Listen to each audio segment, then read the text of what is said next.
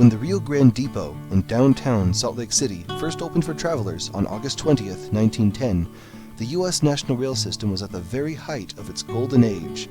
Just 6 years later, the national network would peak at 254,037 miles nationwide, as compared to the 160,000 miles or so within our national network today. But in 1916, if a train didn't go somewhere, it wasn't a place worth going to. Here in the Salt Lake Valley, an extensive network of electric streetcars crisscrossed the city from as far west as the Saltaire Pavilion on the Great Salt Lake to as far east as the top of Emigration Canyon, and from Centerville in the north down to Sandy in the south. Longer interurban trips could be made in electric rail cars from Payson in Utah County all the way up to Preston, Idaho, a distance of 225 miles. And of course, there were the two Class I railroad companies, the Union Pacific and the Denver and Rio Grande, which could take you not only around the country, but to many local branches around the valley, such as Alta and Little Cottonwood Canyon, or Copperton near Bingham Canyon, or even Park City via Parley's Canyon. This extensive railroad network was the result of a policy decision by the United States federal government to allow private corporations to own and operate the nation's transportation infrastructure. And this policy decision would come with its own set of consequences. The most visible issue was that of rates, or how much a railroad company could charge their customers. Many industries, such as manufacturing or warehousing, could often position themselves between two competing railroad companies, such as here in Salt Lake City between 4th and 5th West, or this stretch of line between Orem and Provo, so they could at least have a choice in carrier. But this only worked as long as the two companies had not entered into a confidential non-competitive agreement with each other, which they sometimes did. And besides, most customers, especially farmers, were only able to be served by one railroad company anyway. The tales of railroad company corruption are legendary, with railroad officials charging higher rates to certain cities that opposed them politically, or granting free transportation to politicians who made business difficult for their competitors. The phrase railroaded became synonymous with the word coerced, as shippers, businessmen, and the public at large grew tired of the railroad company's hardball tactics. And so, in 1913, when the Rio Grande Depot was only 3 years old, the Interstate Commerce Commission was granted special powers through the Valuation Act, which meant that the maximum rate a railroad company could charge was linked to the value of its physical assets. As time went on, the ICC would be granted more and more powers from Congress until it was able to mandate when certain trains would run, where and when they would stop, and how much the ticket prices could cost. This level of micromanagement of private companies by the federal government would be shocking by today's standards, but in the 1910s, there was no alternative. The railroads were the nation's largest transportation asset, and everybody knew it. This national dependence was put on full display in the lead-up to World War I, when the network began to melt down while trying to keep up with the increased demand. European Allied orders for munitions totaled over $3 billion, or over $70 billion today, and the only way to move this surge in freight traffic from the factories to the ports was by the over 400 private rail companies that comprised the U.S. National Rail Network. These companies were already starved for cash by the low rates mandated by the ICC, and also by the relatively new 1916 Adamson Act, which set 8 hours as the standard working day for interstate railroad workers. Unable to respond quickly enough to these developments, the railroad companies had deferred maintenance and operation spending, causing unacceptable delays. In response, the federal government was forced to assume ownership and operations of the entire national rail network on December 28, 1917. Over the next 2.5 years, the United States Railroad Administration operated all the railroads as an extension of the federal government. In order to keep the munition trains running, some compromises had to be made, and so the Railroad Administration cut back on passenger trains in order to prioritize coal and other wartime exports. Some good reforms did come by more easily implementing new national standards for various safety and ticketing features, but by and large, the experiment in railroad nationalization was unpopular among the public and a bureaucratic headache for the government. Even before the railroads were returned to their private owners on March 1, 1920, military planners knew that, if the United States wanted to maintain its new position as a world military power, it could no longer rely on private corporations for national mobilization.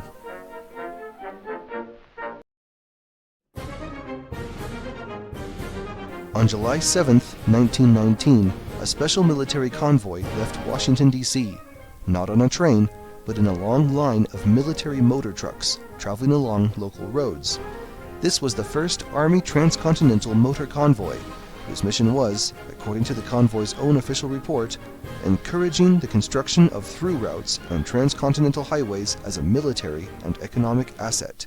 The going was rough, as very few roads were paved and even fewer soldiers had experience operating motor vehicles. The mud was thick, breakdowns were common, and progress was slow, never exceeding 90 miles in a day. After a month and a half, on August 19th at 2:45 p.m., the convoy made it to Salt Lake City, having left Ogden 8.5 hours earlier. Arriving in the city, they were met by thousands of cheering onlookers. First Lieutenant Elwell R. Jackson noted in his log, quote, "Convoy escorted into Salt Lake City by reception committee and followed by parade of several hundred commercial trucks with 2 bands and blowing whistles." Unquote. The convoy's arrival in Salt Lake City was national news, as it set a new military distance record of 2,499 miles, beating even the Mormon Battalion's 2,100-mile march. The governors of 12 states were present, including Utah Governor Simon Bamberger, who was also the owner of the Bamberger Interurban Electric Railroad stretching between Salt Lake City and Ogden. Festivities included a rooftop dance at the Hotel Utah across the street from Temple Square. Then, early the next morning, the convoy moved out, driving past the Rio Grande depot before heading out west to Tooele and Ely, Nevada. It would take another 17 days to reach Oakland, California, finally arriving on September 5th, over a week behind schedule, but having proved the point that motor trucks could handle the loads and extreme distances, even on terrible roads. But perhaps the most important thing this convoy accomplished was giving one of its lieutenant colonels by the name of Dwight D. Eisenhower a first-hand experience of the nation's emerging road network. Later he wrote, quote, "It seemed that there was a great deal of sentiment for improving of highways, and, from the standpoint of promoting this sentiment, the trip was an undoubted success. We were not sure if it could be accomplished at all. Nothing of the sort had ever been attempted. I went along partly for a lark and partly to learn." Unquote. And learn he did, both from his poor experience in 1919 and also from his positive impressions of Adolf Hitler's Reichsautobahnen in the Second World War. 37 years after the first motor truck caravan, as President of the United States, Eisenhower would sign into law the National Interstate and Defense Highways Act of 1956, creating the interstate freeway system, which, despite its many positive contributions, would also bring about the demise of private passenger rail in the United States. All of this was set in motion in 1919 on the highway leading past the Rio Grande depot, when the depot itself was only 9 years old.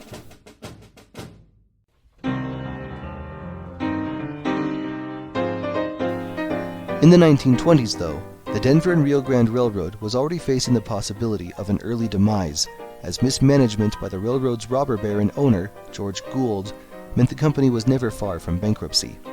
Even after he sold his share in the railroad, and after it was formally reorganized and renamed as the Denver, Rio Grande, and Western Railroad, its infrastructure was so worn out that nearly all the company's profits needed to be reinvested into the railroad itself.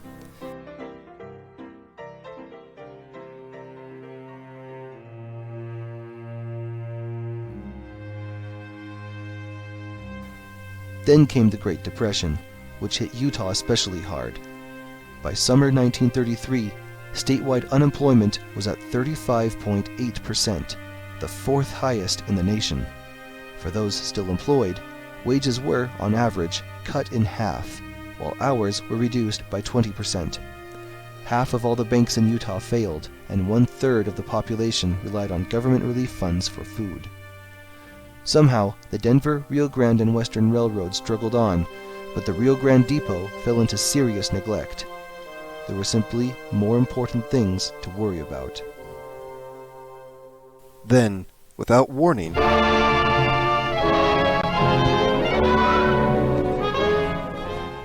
World War II marked a huge resurgence for the railroads, as manufacturing of wartime materiel brought record loads of freight, and wartime restrictions on gasoline and automobile parts brought record numbers of passengers. In the 1930s, only 9% of intercity passengers traveled by train, but by 1944, trains carried a full 34% of intercity passenger trips. On top of this enormous public demand was an unprecedented need by the U.S. Army to mobilize its troops, as millions of young men were loaded into troop trains to be sent to battlefields across the Atlantic and Pacific Oceans. The contributions of the men and women who ran America's railroads during the war cannot be overstated. At the Rio Grande depot, between 15 and 20 troop trains passed through per day, often crowding the station so badly that trains got backed up for hours in the middle of Fifth West, waiting for space on one of the depot's 6 tracks. It was at this time that the station restaurant, which had been operated from the beginning by the railroad itself, was spun off to local residents Dale Moss and George and Nelda Busby. Busby later recalled, quote, "It was busy. The train company couldn't handle the constant traffic of the troop trains. We were open 24 hours a day, and the place was constantly full. The troop trains would come in, and because the diner cars hadn't been able to accommodate all of them, the soldiers would spill into the cafe. When we couldn't move them through fast enough, the soldiers would bust the tables and wash the dishes so everyone got a chance to eat." Unquote. A darker side of the war traffic emerged near the war's end, as trainloads of coffins, called mortuary specials, returned thousands of remains to grieving families. These trains, one station master recalled, were, quote, All like 25, 30 cars, and they were all painted gray, all sealed up, and it just gave everybody a funny feeling. Unquote.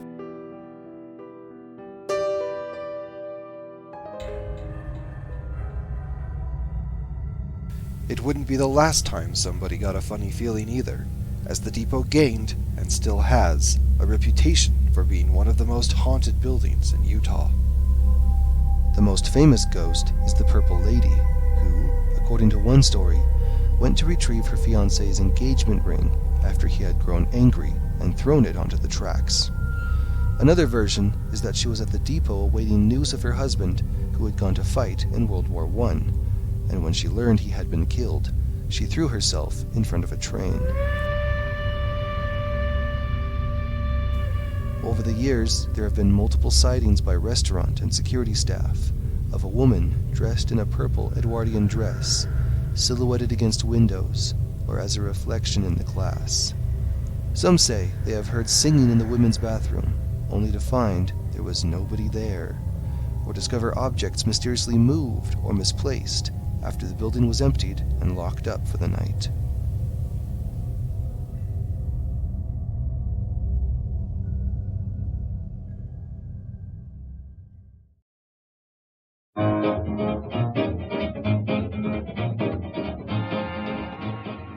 After the war, passenger and freight traffic dropped off, and railroads went searching for ways to bring customers back to the rails.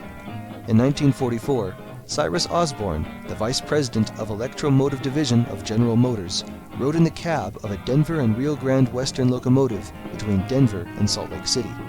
As he looked up at the high cliffs above Glenwood Canyon, he thought to himself, quote, If the traveling public only knew what they could see from the operating cab of a diesel locomotive or caboose of a freight train.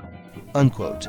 Glass-roofed passenger cars had existed for a long time prior to Mr. Osborne's ride, but his desire of allowing passengers to have the forward view as well would lead to an entirely new and iconic type of streamlined passenger car.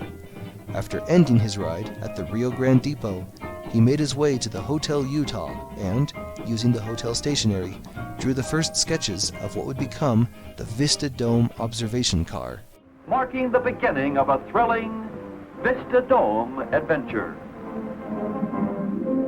By the late 1940s, Vista Dome cars had worked themselves into nearly every streamliner or flagship train across the country and featured prominently in railroad advertising. Dome cars were, and still are, extremely popular among passengers, and the railroads that still run them, such as the Grand Canyon Railway or the Royal Gorge Route, charge a premium on seats under the curved glass roof. But of course, the most iconic use of dome cars was on the world-famous California Zephyr, the all-Bud stainless steel luxury streamliner that, beginning in 1949, ran daily between Chicago and Oakland via the Denver and Rio Grande Western Railroad through the Rocky Mountains. On any trip across this exciting land of ours, there is much to see. And the California Zephyr offers the best way ever devised to see it all on the Vista Dome. It's always warm and cozy in a Vista Dome, regardless of the temperature outside.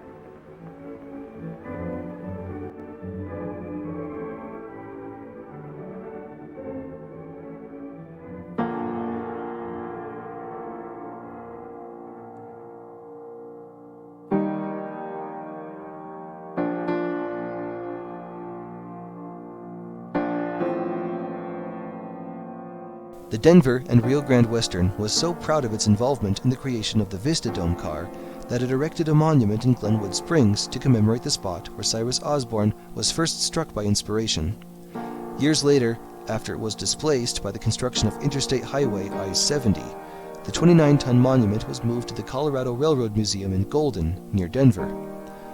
While Coloradans are eager to claim the dome car as theirs, the real location of the Vista Dome's creation was in that timeless, spaceless domain of travel, on a train rolling down grade through the mountains on its way to the Rio Grande Depot in downtown Salt Lake City.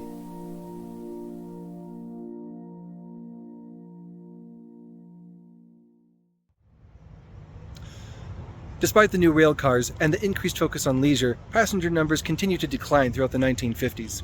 However, the railroad companies didn't take this line down, and continued to advertise in print, on radio, on television, and even on the station buildings themselves, using enormous neon signs. And sometime in the late 1950s, the Rio Grande Depot got one too. While the original sign from the 1940s consisted of simple cutout letters, the new neon sign featured the full names of the two railroads who called it the depot, with the Western Pacific on the bottom in bright red, and the Rio Grande on top in its signature aspen gold. This arrangement lasted up until the 1980s, when the Western Pacific ended its passenger service, leaving the Rio Grande portion floating all alone up at the top of the scaffolding. This arrangement became so iconic that even when the sign needed to be replaced with a double-sided replica in 2019, the odd spacing was retained. My opinion is that, once you know there used to be more to the sign, it begins to look sort of like a smile missing some teeth. I think if the Rio Grande plan is ever completed, it'd be pretty great to add the name of the Utah Transit Authority to the sign where the Western Pacific letters had been, if nothing else, to signal that the Rio Grande Depot is once again a functioning train station. But I digress. Even with all the glitz, glam, and neon, in post-war America, passenger rail numbers were still declining. From its high point in 1944, when railroads carried 1/3 of all intercity passenger trips, by the 1960s, only 20 years later, rail had fallen to less than 5%. Today, that number has fallen to less than 1% of intercity passenger trips nationwide. There are many overlapping and compounding reasons as to why passenger rail fell into decline in the second half of the 20th century. For this video, I will focus on two. First is the federal government's strong incentives for new suburban development, evident in legislation like the famous GI Bill, in which returning soldiers from the Second World War had unprecedented access to low mortgage rates for single-family homes. Not only was this a way of quickly and cheaply accommodating the millions of servicemen returning from overseas, but it also played into a larger military strategy of defense through decentralization. This is the idea that dense, concentrated cities would make for easy targets for enemy bombers and missiles, and that it was safer for the populace to spread out as far as practical as a protection and deterrent to enemy aerial attacks. So effective was this strategy and its implementation that many major U.S. cities, including Salt Lake City proper, not only saw their population growth stagnate, but actually decrease. Now, obviously the trend towards suburbanization wasn't completely the fault of military strategy. In fact, it's very difficult to disentangle the cause from the justification. From the beginning of the 1900s, private companies, such as the Los Angeles Red Cars, private commuter rail services, and even Salt Lake City's own streetcar network, have been built out with the idea of connecting new suburban developments to the downtown core in order to nurture a steady flow of customers moving back and forth every day. These had mostly started as rail services, But the moment cities began to pave and maintain their roads to a higher standard, the companies quickly switched to bus services. After all, why spend your own money on private infrastructure when the government is spending taxpayer money on public infrastructure? Which gets to my second point, which is the extreme subsidies given to highways and airports. Now, why just these two modes? The answer is in the name of the legislation creating the interstate freeway system, which was called the National Interstate and Defense Highways Act. Over the course of 2 world wars, military leadership, including General Eisenhower, as mentioned before, had realized that relying entirely on private corporations for the movement of troops and materiel, even highly regulated corporations, put the military at a severe disadvantage. To retire an external risk to the military's mobility, a federal solution was needed to move motor convoys around the country on their own terms, and that could not happen without a national network of roads built to military standards. The incentives for states to construct such highways were extreme. Today, a transit project is considered lucky to get a 1-to-1 funding match from the federal government. Furthermore, this is not a guaranteed rate, as each transit project needs to be negotiated separately, meaning many transit projects get far less federal support. For freeway construction, however, there is a fixed rate for the federal funding match, and it is enormous. For every $1 a local jurisdiction pays for new freeways, the federal government pays not just $1 to match, or $2 to double, or even $4 to quadruple. The federal funding match is 9-to-1. Or measured another way, the federal government will pay 90% of the costs associated with building new freeways, whereas there is no such guarantee for rail or transit. The good news is that, militarily speaking, the strategists were right. A comparison between the U.S. military's actions in Afghanistan and Iraq with Russian actions in Afghanistan and Ukraine proves easily enough that road-based armies are indeed more capable than rail-based ones. And if war ever had come to American soil, we would certainly hold the interstate highway system in much higher regard than we currently do. And there is no denying that for other emergencies, such as citywide evacuations or the delivery of emergency supplies, that the freeway system has proven its strategic worth many times over. The bad news is that, without any significant changes to funding ratios over the last 70 years, the interstate highway system has become overburdened and bloated beyond proportion. For example, look at this interchange behind me now. This is the massive I-80, I-15 interchange just south of Salt Lake City. It occupies over 200 acres, or twice the area of Liberty Park. It has 4.5 miles of bridges, which is the equivalent of building an elevated freeway from downtown to the airport. In some places, the bridges are 4 layers deep. It was completed in 2001 as part of the freeway updates prior to the 2002 Winter Olympics, a project which cost over $3 billion, adjusted for inflation. Now, consider that this is only one of 10 major interchanges here in the Salt Lake Valley, which is crisscrossed by over 150 route miles of planned or existing freeways. In total, there are over 1,000 route miles of freeways in Utah alone. Back when the interstate highway system was first proposed in 1955, it was projected to have 40,000 route miles and cost around $100 billion. Adjusted for inflation, that is over $1.1 trillion today. But of course, with such easy federal funding, there are now over 50,000 route miles of freeways and over 15,000 interchanges nationwide. What's worse is that over the last 50 years, the number of lanes has swollen in our urban areas as state DOTs widen, rebuild, widen, and rebuild their freeways over and over again. For example, at its widest point, this interchange consists of 25 separate traffic lanes. If all the freeway lanes in the United States were laid end-to-end, the resulting road would be about 230,000 miles long, which is enough to wrap around Earth's equator 9 times, or if you prefer, stretch from the surface of the Earth all the way to the moon. The interstate highway system represents a national investment of literally trillions upon trillions of dollars. Spent in so many bits and pieces, it is just about impossible to quantify it all accurately. Now, you may think that's perfectly fine, because the freeway users pay this cost via the gas tax. Unfortunately, no, not even close. Though the number changes year by year, here in Utah, the percentage of UDOT's funding provided by the gas tax hovers around 26%, or just 1/4. That means that 3 out of every $4 spent on our state roads comes directly from average citizens, whether they own a car or not. And don't even get me started on airlines, who are seemingly in constant need of bailouts, airport expansions, jet fuel subsidies, and security measures that all come straight from the taxpayers. All of this begs the question of where is the equivalent spending for passenger trains? Where are the soaring rail bridges to go along with all of these car bridges? Where are the glistening new train stations to match the glistening new airport terminals? It isn't an unreasonable question, since we used to have these things. And if only railroads had been given equal treatment to airlines and highways, or even just compensated for their losses, we could still have had these things today. But instead of being valued as equal transportation assets, the railroad companies were largely ignored. Worse than ignored, actually, as they continued to be taxed and regulated by the ICC as if they still held their monopolistic strangleholds from the previous century. What would you do if you were a private business owner who was being taxed, but your competitors were receiving literally trillions of dollars in federal subsidies? How would you even be able to compete or survive? The short answer, you wouldn't.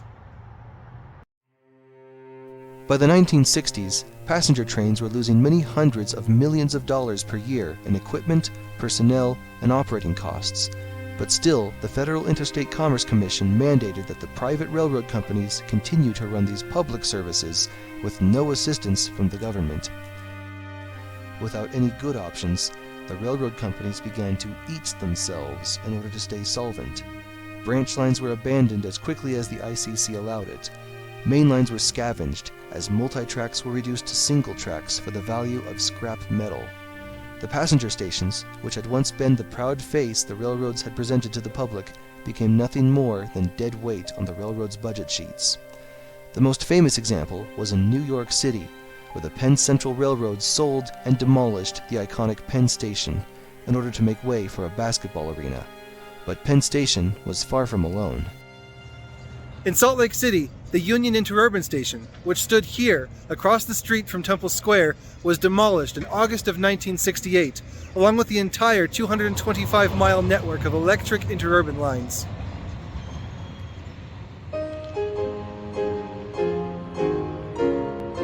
Across the country, the grand old train stations were being neglected and demolished, oftentimes to make space for new freeways.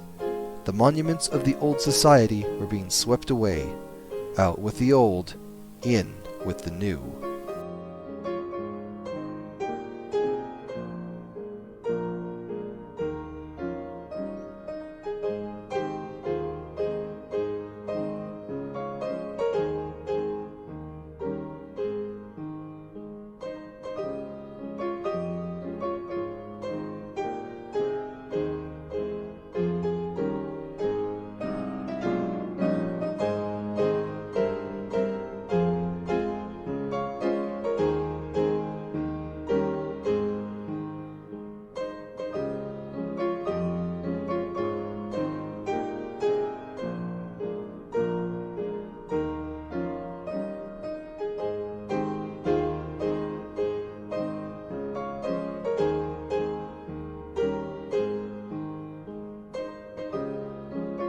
Finally, things got so bad that the federal government decided it had to do something. Two very important steps were taken in the late 1960s. Most important was the creation of the National Railroad Passenger Corporation, better known as Amtrak. The private railroad companies would be able to buy into this brand new government-run passenger carrier, which would take over most of their ICC-mandated passenger routes. Even though this was seen by many as a mere temporary measure, meant to fail within a few years, Amtrak has defied the odds and is still around today, over 50 years later. In 2019, it very nearly fulfilled its original purpose of breaking even financially, though, due to the 2020 pandemic, that record will need to be broken some other time. Second was the creation of the National Register of Historic Places, which would give selected, privately owned buildings some financial assistance through tax relief in exchange for a few precautions against demolition. The program was started in 1966, and by 1975, all 3 large depots in the state of Utah have been added to the registry. Decades of deferred maintenance had taken their toll on the old Rio Grande depot, with parts of the building becoming so dilapidated that safety and liability were becoming serious concerns. The Denver and Rio Grande Western Railroad was under increasing pressure to rid itself of the old depot by any means, including demolition. However, with the depot added to the historic registry, the railroad had only one choice if it wanted to move quickly and without controversy. So, in 1977, it sold the depot to the state of Utah for a mere $1, ridding the railroad of an expensive financial burden and providing new office space for the State Historical Society. Said one historian, quote, "The state was able to purchase the building for a token fee, but renovating and remodeling it for occupancy by the society was a lengthy and expensive proposition. The building had long been unoccupied except by transients, and it was almost unbelievably filthy and run down." Unquote. After a $2.4 million, 3-year-long renovation, the Historical Society was at last able to move from the Crane Building into their new office space in the south wing of the depot, sharing the building with 2 other tenants. The Rio Grande Cafe in the north wing, and in the Great Hall, incredibly, was the Denver and Rio Grande Western Railroad. This is because, unlike all but one other solvent railroad company in the United States, the Denver and Rio Grande Western Railroad did not relinquish its passenger service to Amtrak. Instead, the age of the streamliner would live on in Utah and Colorado for a decade longer than anywhere else in the country, which also means that the history of the Rio Grande Depot will continue on in